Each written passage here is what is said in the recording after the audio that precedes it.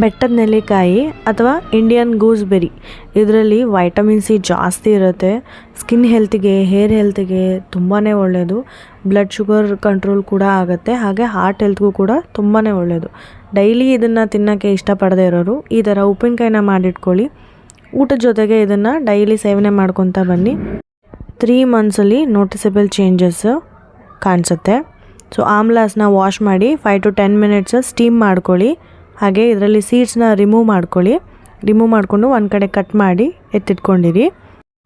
ಒಂದು ಪ್ಯಾನ್ಗೆ 2 ಸ್ಪೂನ್ ಜೀರಿಗೆ, 1 ಸ್ಪೂನ್ ಮೆಂತ್ಯ, 1 ಸ್ಪೂನು ಸೋಂಪು, 1 ಸ್ಪೂನು ಕಾಳುಮೆಣಸು ಹಾಗೆ 2 ಸ್ಪೂನು ಸಾಸಿವೆ ಹಾಕಿ ಡ್ರೈ ರೋಸ್ಟ್ ಮಾಡ್ಕೊಳ್ಳಿ. ಇದನ್ನು ಮಿಕ್ಸಿಗೆ ಹಾಕಿ ಪೌಡ್ರ್ ಮಾಡ್ಕೊಳ್ಳಿ. ಒಂದು ಪ್ಯಾನ್ಗೆ ಎಣ್ಣೆ ಬಿಸಿ ಮಾಡಿ ಸ್ವಲ್ಪ ಮೆಂತ್ಯ ಕಾಳು, ಸಾಸಿವೆ, ಜೀರಿಗೆ, ಒಂದು ಸ್ವಲ್ಪ ಇಂಗನ್ನು ಹಾಕ್ಕೊಳ್ಳಿ. ಹಾಗೆ ಕಟ್ ಮಾಡಿಟ್ಕೊಂಡಿರೋಂಥ ಆಮ್ಲಾಸ್ನ ಇದಕ್ಕೆ ಆ್ಯಡ್ ಮಾಡಿ ಲೋ ಫ್ಲೇಮಲ್ಲಿ ಒಂದು 2 ಮಿನಿಟ್ಸ್ ಹಾಗೆ ಬಾಡಿಸ್ಕೊಳ್ಳಿ.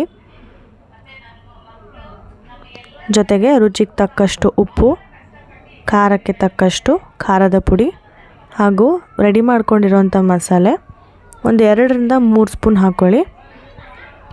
ಲಾಸ್ಟಿಗೆ ಒಂದು 2 ಸ್ಪೂನು ಬೆಲ್ಲ ಕೂಡ ಸೇರಿಸ್ಕೊಳ್ಳಿ. ಚೆನ್ನಾಗಿ ಮಿಕ್ಸ್ ಮಾಡಿ ಇದನ್ನು 12 ಅವರ್ಸು ಇದೇ ಪಾತ್ರೆಯಲ್ಲಿ ಹಾಗೆ ಬಿಟ್ಬಿಡಿ.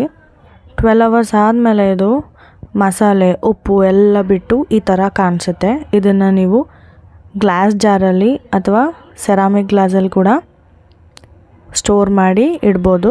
ಸಾಧ್ಯ ಆದರೆ ಫ್ರಿಜ್ಜಲ್ಲೇ ಇಡಿ, ಹಾಳಾಗಲ್ಲ.